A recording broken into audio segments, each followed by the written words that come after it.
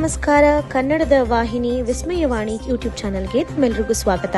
ವರದಿ ಓದುತ್ತಿರುವುದು ವಿದುಷಿ ಸ್ವಾತಿ ಪಿ ಭರದ್ವಾಜ್. ಇಂದು ಹಾಗೂ ನಾಳೆ ಶ್ರೀ ಕ್ಷೇತ್ರ ಮಂತ್ರಾಲಯದಲ್ಲಿ ಸ್ವಚ್ಛ ಸುಂದರ ಸ್ವರ್ಣಹರಿತ ಮಂತ್ರಾಲಯ ಪರಿಕಲ್ಪನೆಯೊಂದಿಗೆ ಎಚ್ ಪರಮಪೂಜ್ಯ ಶ್ರೀ ಶ್ರೀ ಸುಬುಧೇಂದ್ರ ತೀರ್ಥ ಮಹಾಸ್ವಾಮೀಜಿಗಳ ಮಾರ್ಗದರ್ಶನದಲ್ಲಿ ಸ್ವಚ್ಛತಾ ಅಭಿಯಾನ ನಡೆಯಲಿದೆ. ಭಕ್ತರು ಮತ್ತು ಸೇವಾದಾರರು ಸಕ್ರಿಯವಾಗಿ ಭಾಗವಹಿಸುತ್ತಿದ್ದಾರೆ. ಪರಮಪೂಜ್ಯ ಶ್ರೀಪಾದಂಗಳವರ ಘನಾಧ್ಯಕ್ಷತೆಯಲ್ಲಿ ಮಂತ್ರಾಲಯದಲ್ಲಿ 2 ದಿನ ನಡೆದ ಹರಿಕಥಾಮೃತ ಸಾರ ಕಂಠಸ್ಥ ಪರೀಕ್ಷೆ ಯಶಸ್ವಿಯಾಗಿದೆ. ಪುಟ್ಟ ಮಕ್ಕಳು ನಿರರ್ಗಳವಾಗಿ ಪಾಠ ಸಮರ್ಪಿಸಿ ಗುರುಗಳ ಆಶೀರ್ವಾದದೊಂದಿಗೆ ಪ್ರೋತ್ಸಾಹಧನ ಹಾಗೂ ಪ್ರಶಸ್ತಿ ಪತ್ರಗಳನ್ನು ಪಡೆದಿದ್ದಾರೆ. ಮುಖ್ಯಮಂತ್ರಿ ಸಿದ್ದರಾಮಯ್ಯ ಅವರು ಇಂದು ಬೆಳಗ್ಗೆ ತಮ್ಮ ಮೈಸೂರು ನಿವಾಸದಲ್ಲಿ ಸಾರ್ವಜನಿಕರ ಅಹವಾಲುಗಳನ್ನು ಸ್ವೀಕರಿಸಿದರು. ನಂತರ ಮಾಧ್ಯಮದವರೊಂದಿಗೆ ಮಾತನಾಡಿ ರಾಜ್ಯದ ಹಿತಕ್ಕಾಗಿ ಸರ್ಕಾರ ಕೈಗೊಂಡಿರುವ ವಿವಿಧ ಕ್ರಮಗಳನ್ನು ವಿವರಿಸಿದರು. ಇಂದು ಬೂದಿಹಾಳ್ ಗ್ರಾಮದ ಶ್ರೀ ಮಾರಿಕಾಂಬಾ ದೇವಸ್ಥಾನದಲ್ಲಿ ಗಣಹೋಮ ಕಾರ್ಯಕ್ರಮ ನೆರವೇರಿತು. ಮಾನ್ಯ ಶಾಸಕರಾದ ಶ್ರೀ ಬಿಪಿ ಹರೀಶ್ ರವರು ಭಾಗವಹಿಸಿ ದರ್ಶನ ಮಾಡಿ ಆಶೀರ್ವಾದ ಪಡೆದರು. ಈ ಸಂದರ್ಭದಲ್ಲಿ ಗ್ರಾಮ ಮುಖಂಡರು ಹಾಗೂ ಭಕ್ತರು ಹೆಚ್ಚಿನ ಸಂಖ್ಯೆಯಲ್ಲಿ ಉಪಸ್ಥಿತರಿದ್ದರು. ಕಲಬುರಗಿ ಜಿಲ್ಲೆ ಆಳಂದ ತಾಲೂಕಿನ ಮುನ್ನಹಳ್ಳಿ ಗ್ರಾಮದಲ್ಲಿ ಶ್ರೀ ಶಾಂತಲಿಂಗೇಶ್ವರ ಮಠದ ನೂತನ ಕಟ್ಟಡದ ಲೋಕಾರ್ಪಣೆ ಹಾಗೂ ಶ್ರೀ ಶಾಂತಲಿಂಗೇಶ್ವರ ಮೂರ್ತಿ ಪ್ರಾಣ ಪ್ರತಿಷ್ಠಾಪನೆ ಕಳಸಾರೋಹಣ ಪ್ರಯುಕ್ತ ಧಾರ್ಮಿಕ ಕಾರ್ಯಕ್ರಮಗಳು ಭಕ್ತಿ ಭಾವದಿಂದ ನೆರವೇರಿದವು.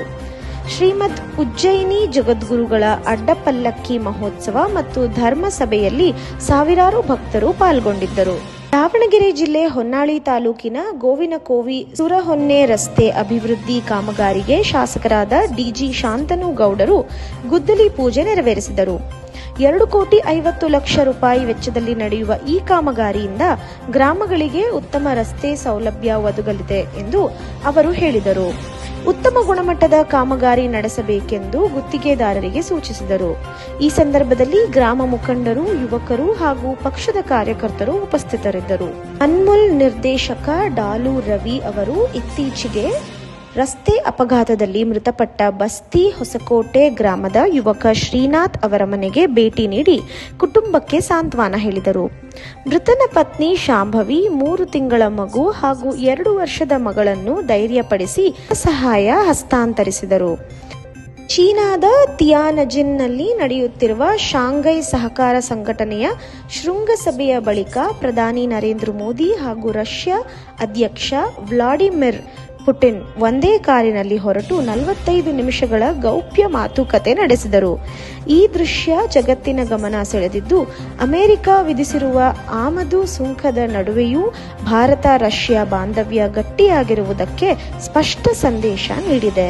ಗಣೇಶೋತ್ಸವದ ಅಂಗವಾಗಿ ಬೆಂಗಳೂರಿನ ಸಜಿಪ ಮುನ್ನೂರಿನಲ್ಲಿ ನಡೆಯುತ್ತಿದ್ದ ಯಕ್ಷಗಾನ ಕಾರ್ಯಕ್ರಮವನ್ನು ಪೊಲೀಸರು ರಾತ್ರಿ 10 ಗಂಟೆಯ ಸುಮಾರಿಗೆ ಶಬ್ದ ಮಾಲಿನ್ಯ ನಿಯಮದ ಕಾರಣ ನೀಡಿ ಸ್ಥಗಿತಗೊಳಿಸಿದರು.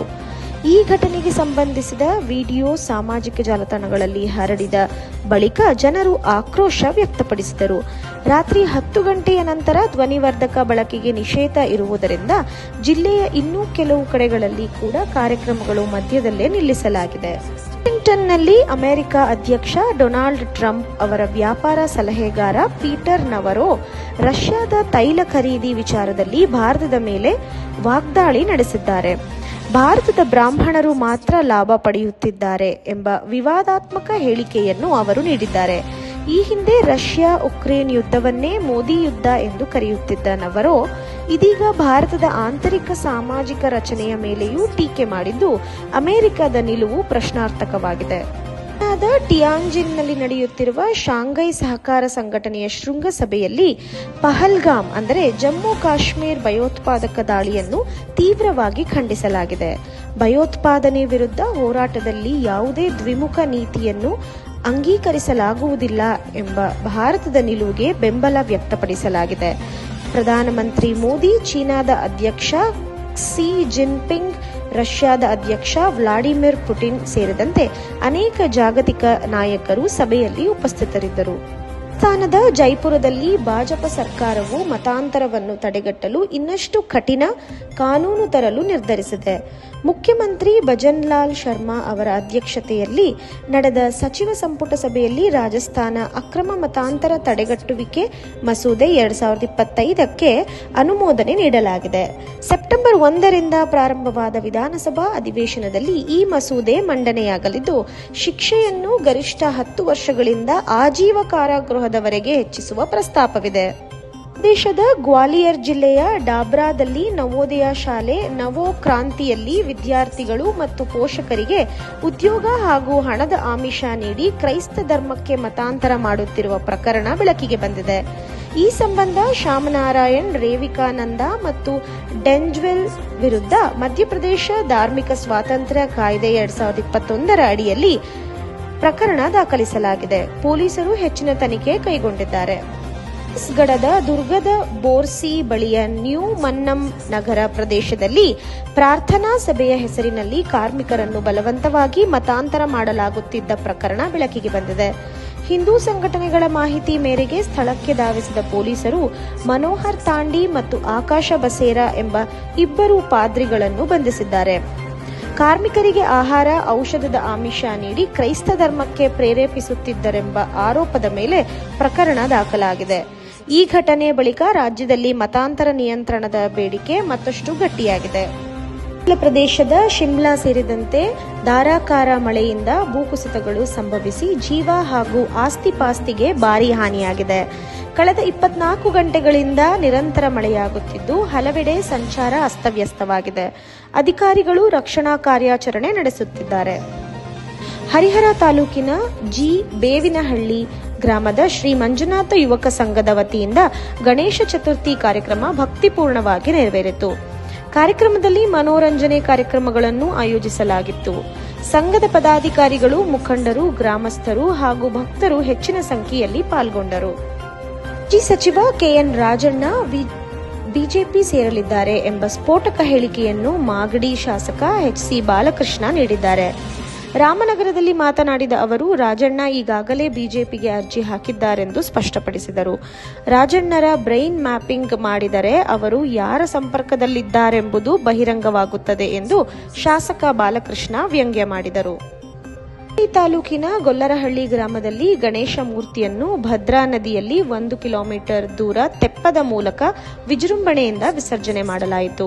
ಗ್ರಾಮ ಯುವಕರು ವಿಶೇಷವಾಗಿ ಸಿದ್ಧಪಡಿಸಿದ ತೆಪ್ಪದ ಮೂಲಕ ವಿಸರ್ಜನೆ ಮಾಡಿರುವುದು ವಿಶೇಷತೆ. ಮೆರವಣಿಗೆಯಲ್ಲಿ ತಮಟೆ, ಡೊಳ್ಳಿನ ನಾದಕ್ಕೆ ಗ್ರಾಮಸ್ಥರು ಹೆಜ್ಜೆ ಹಾಕಿ ಸಂಭ್ರಮಿಸಿದರು. ಇದೇ ವೇಳೆ ಸರ್ಕಾರಿ ಶಾಲಾ ಮಕ್ಕಳಿಗೆ ನೋಟ್ ಪುಸ್ತಕಗಳನ್ನು ವಿತರಿಸಲಾಯಿತು. ತಾಲೂಕಿನ ಅರೇಹಳ್ಳಿಯಲ್ಲಿ ಶ್ರೀ ವಿನಾಯಕ ಸೇವಾ ಸಮಿತಿ ವತಿಯಿಂದ ನಾಳೆ ರಾತ್ರಿ 8 ಗಂಟೆಯಿಂದ ಜಿಲ್ಲಾ ಮಟ್ಟದ ನೃತ್ಯ ಸ್ಪರ್ಧೆ ನಡೆಯಲಿದೆ. 62ನೇ ಗಣಪತಿ ಪ್ರತಿಷ್ಠಾಪನೆ ಹಾಗೂ ವಿಸರ್ಜನಾ ಮಹೋತ್ಸವದ ಅಂಗವಾಗಿ ಆಯೋಜಿಸಿರುವ ಈ ಸ್ಪರ್ಧೆಯಲ್ಲಿ ವಿಜೇತರಿಗೆ ಆಕರ್ಷಕ ಟ್ರೋಫಿ ಮತ್ತು ನಗದು ಬಹುಮಾನ ನೀಡಲಾಗುವುದು. ಸ್ಪರ್ಧೆಯಲ್ಲಿ ಭಾಗವಹಿಸುವವರು ಸಂಜೆ 7:30ರೊಳಗಾಗಿ ಹೆಸರನ್ನು ನೋಂದಾಯಿಸಬೇಕೆಂದು ಸಮಿತಿಯ ಕಾರ್ಯದರ್ಶಿ ವಿಘ್ನೇಶ್ ತಿಳಿಸಿದ್ದಾರೆ. ಗೆಂಡೇಹಳ್ಳಿಯ ಸರ್ಕಾರಿ ಪಿಯು ಕಾಲೇಜಿನಲ್ಲಿ ವಲಯ ಮಟ್ಟದ ಕ್ರೀಡಾಕೂಟವನ್ನು ಶಾಸಕರಾದ ಎಚ್.ಕೆ. ಸುರೇಶ್ ರವರು ಉದ್ಘಾಟಿಸಿದರು. ಈ ಸಂದರ್ಭದಲ್ಲಿ ಶಾಲೆಯ ಪ್ರವೇಶ ಕಮಾನು, ಶೌಚಾಲಯ ಹಾಗೂ ಪ್ರಯೋಗಾಲಯಗಳನ್ನು ಉದ್ಘಾಟಿಸಿ ಮಕ್ಕಳಿಗೆ ಉತ್ತಮ ಶಿಕ್ಷಣದ ಜೊತೆ ಸಂಸ್ಕಾರ ನೀಡಲು ಶಿಕ್ಷಕರಿಗೆ ಕರೆ ನೀಡಿದರು. ಕಾರ್ಯಕ್ರಮದಲ್ಲಿ ಶಿಕ್ಷಣಾಧಿಕಾರಿಗಳು, ಶಿಕ್ಷಕರು ಮತ್ತು ಹಳೆಯ ವಿದ್ಯಾರ್ಥಿಗಳು ಭಾಗವಹಿಸಿದ್ದರು. ನಗರದ ಸುಜಲಾ ಕಾಲೇಜ್ ಆಫ್ ಕಾಮರ್ಸ್ನಲ್ಲಿ 2025-26ನೇ ಸಾಲಿನ ವಿದ್ಯಾರ್ಥಿ ಸಂಘದ ಚುನಾವಣೆ ಭವ್ಯವಾಗಿ ನಡೆಯಿತು. ವಿದ್ಯಾರ್ಥಿಗಳಲ್ಲಿ ಚುನಾವಣಾ ಅರಿವು ಮೂಡಿಸಲು ಆಯೋಜಿಸಲಾದ ಈ ಚುನಾವಣೆಯಲ್ಲಿ ಅಧ್ಯಕ್ಷರಾಗಿ ಆಶೀರ್ ಪಾಷಾ ಮತ್ತು ಉಪಾಧ್ಯಕ್ಷರಾಗಿ ದಿವ್ಯಾಶ್ರೀ ಆಯ್ಕೆಯಾಗಿದ್ದಾರೆ. ಪ್ರಾಂಶುಪಾಲ ಕುಮಾರ್ ಚುನಾವಣಾ ಫಲಿತಾಂಶವನ್ನು ಘೋಷಿಸಿದರು. ದಾವಣಗೆರೆ ಹರಪನಹಳ್ಳಿ ತಾಲೂಕಿನ ಅಣಜಿಗೆರೆ ಗ್ರಾಮದ ಬಳಿ ದಾವಣಗೆರೆಯಿಂದ ಅರಸೀಕೆರೆ ಕಡೆ ಹೊರಟಿದ್ದ ಬನಶಂಕರಿ ಖಾಸಗಿ ಬಸ್ ಸೇತುವೆ ಮೇಲಿಂದ ಹಳ್ಳಕ್ಕೆ ಬಿದ್ದಿದೆ. ಅದೃಷ್ಟವಶಾತ್ ಯಾವುದೇ ಪ್ರಾಣಾಪಾಯವಾಗದೇ ಇದ್ದರೂ 20ಕ್ಕೂ ಹೆಚ್ಚು ಪ್ರಯಾಣಿಕರು ಗಾಯಗೊಂಡಿದ್ದು 5ಕ್ಕೂ ಹೆಚ್ಚು ಜನರಿಗೆ ಗಂಭೀರ ಗಾಯಗಳಾಗಿವೆ. ಶಿಡ್ಲಘಟ್ಟ ವಿಧಾನಸಭಾ ಕ್ಷೇತ್ರದ ಕಾಂಗ್ರೆಸ್ ಮುಖಂಡ ಅಂಜನಪ್ಪ ಪುಟ್ಟೂರ್ ಅವರು ಇಂದು ಸಾಲಮಾಕಲಹಳ್ಳಿ ಗ್ರಾಮದ ಜಾತ್ರಾ ಮಹೋತ್ಸವದಲ್ಲಿ ಭಾಗವಹಿಸಿ ದೇವರ ದರ್ಶನ ಪಡೆದರು. ಅದ್ದೂರಿಯಾಗಿ ಜಾತ್ರಾ ಮಹೋತ್ಸವ ನಡೆಯಿತು. ರಾಜರಾಜೇಶ್ವರಿ ನಗರ ಕ್ಷೇತ್ರದಲ್ಲಿ ಕಾಂಗ್ರೆಸ್ ಮುಖಂಡರಾದ ಬೆಟ್ಟಸ್ವಾಮಿ ಗೌಡ, ರಾಘು, ರವಿ, ಹರೀಶ್ ರವರು ವಿಜೃಂಭಣೆಯಿಂದ ಗೌರಿ ಗಣೇಶ ಹಬ್ಬವನ್ನು ಆಯೋಜಿಸಿದರು. ಈ ಕಾರ್ಯಕ್ರಮದಲ್ಲಿ ಮುಖ್ಯ ಅತಿಥಿಗಳಾಗಿ ಮಹಿಳಾ ಆಯೋಗದ ಅಧ್ಯಕ್ಷೆ ಡಾಕ್ಟರ್ ನಾಗಲಕ್ಷ್ಮಿ ಚೌಧರಿ, ಕಾಂಗ್ರೆಸ್ ಅಭ್ಯರ್ಥಿ ಎಚ್ ಕುಸುಮಾ ಹಾಗೂ ಕೆಪಿಸಿಸಿ ಉಪಾಧ್ಯಕ್ಷೆ ಆರ್ ಹರ್ಷಿತಾ ಗೌಡ ಭಾಗವಹಿಸಿದರು.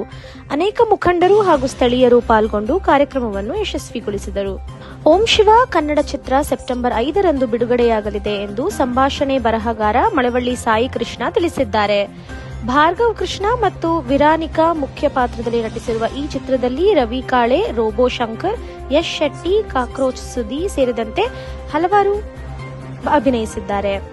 ದಾವಣಗೆರೆಯಲ್ಲಿ ಛತ್ರಪತಿ ಶಿವಾಜಿ ಮಹಾರಾಜರ ಫ್ಲೆಕ್ಸ್ ಬದಲಾವಣೆ ವಿಚಾರ ರಾಜಕೀಯ ತೀವ್ರತೆ ಪಡೆದಿದೆ. ಸಚಿವ ಎಸ್ ಮಲ್ಲಿಕಾರ್ಜುನ ಅವರ ಕಾಲು ಕೆದರಿ ಜಗಳ ಮಾಡಿದ್ರೆ ಒಳಗೆ ಹಾಕಿಸ್ತೀನಿ ಎಂಬ ಹೇಳಿಕೆಗೆ ಬಿಜೆಪಿ ಶಾಸಕ ಪಿಪಿ ಹರೀಶ್ ತೀವ್ರ ಆಕ್ರೋಶ ವ್ಯಕ್ತಪಡಿಸಿದ್ದಾರೆ.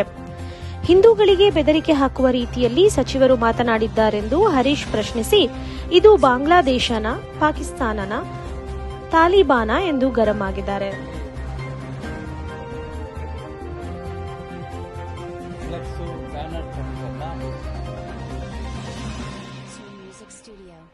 ಅನ್ನೋ ರೀತಿಯಲ್ಲಿ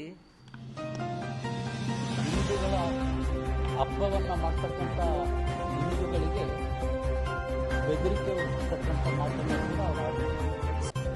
ಇದು ಇಂದಿನ ವಿಶೇಷ. ನಿರಂತರ ಸುದ್ದಿಗಾಗಿ ನೋಡ್ತಾ ಇರಿ ಇದು ಕನ್ನಡಿಗರ ವಾಹಿನಿ ವಿಸ್ಮಯವಾಣಿ. ವರದಿ ಓದಿದವರು ವಿದುಷಿ ಸ್ವಾತಿ ಪಿ ಭರದ್ವಾಜ್.